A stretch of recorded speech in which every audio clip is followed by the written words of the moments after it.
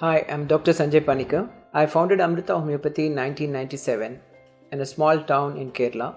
Now we are placed at Bangalore, at Koramangala and at Marathalli. My clinic is named as Amrita Homeopathy and we specialize in hair and skin problems, respiratory problems, pediatrics, allergies, infertility, varicocele and hepatitis B. Eczema is most commonly seen in childhood. Like in infancy, we often come across children with reddish rashes across the cheeks. We may also see children who have allergy to some kind of a earring or a bindi which they are wearing. This is also a form of eczema. You also find children with diaper rash. This is also a form of eczema. Eczema has got multiple presentations. And in severe cases of eczema, the eczema can persist even up to adulthood. But in normal cases, usually in childhood it may come in infancy and it may persist maximum up to teenage and then it disappears. Whenever we find eczema, medically we call it as dermatitis. Derma means skin, itis means inflammation of the skin. There are different reasons why this eczema may come up. One is if you have a genetic factor, like somebody in the family tree has a tendency for this eczema. Certain dry skin conditions can trigger eczema. Certain medications can trigger eczema. Broadly classifying this eczema, it can be of two varieties. One is an allergen induced eczema, that is called as Allergic Contact Dermatitis, or it can be irritant causing an eczema or a dermatitis, that's called Irritant Contact Dermatitis. In all these cases, the immune system is slightly dysfunctional, where it is thinking something else as a bacteria or as a, usually immune system should attack bacteria and viruses, but here it is thinking something else as a bacteria. Maybe dust particle, pollens, moisture droplets, something else it's identifying as a bacteria. And then it is producing a chemical called as histamine. When histamine is released unnecessarily in the skin, it causes rashes.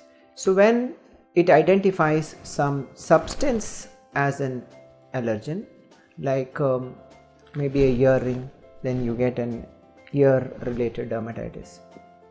If it is a chemical like the soap that we use, the detergents that we use, then it is an irritant contact dermatitis. Whereas if it's an allergen like a pollen, then it's called as allergic contact dermatitis. That's how it is classified.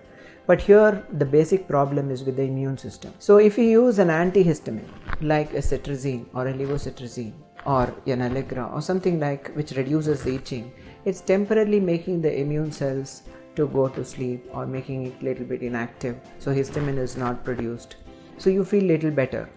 Or maybe you can use an immunosuppressant, maybe you can use a steroid to control the immune system response.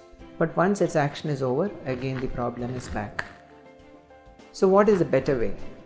A better way is to improve the immune system's ability to recognize that this is bacteria, this is virus, this is your own body, and this is dust particle and this is pollen, and it should not react to it.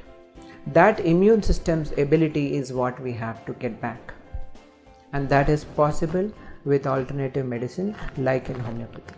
So in homeopathy, we use medicines like Calcarea carb, which is one of the most common remedies used for atopic dermatitis in children. Atopy means something from within. The immune system from within is attacking and causing this dermatitis. So Calcarea carb is one of the most common remedy which is used. You have other remedies like Sulphur, Graphitis, Lycopodium, Topi, cardiospermum. We also have remedies like acid chrysorbinum. We have remedies like Petroleum, which is used in atopic dermatitis. But which one to use in which condition is entirely a physician's individual judgment based on the personality of the patient and the presentation of that particular eczema. So that's a very large topic which we may not be able to discuss in this particular session, which I will come to you subsequently.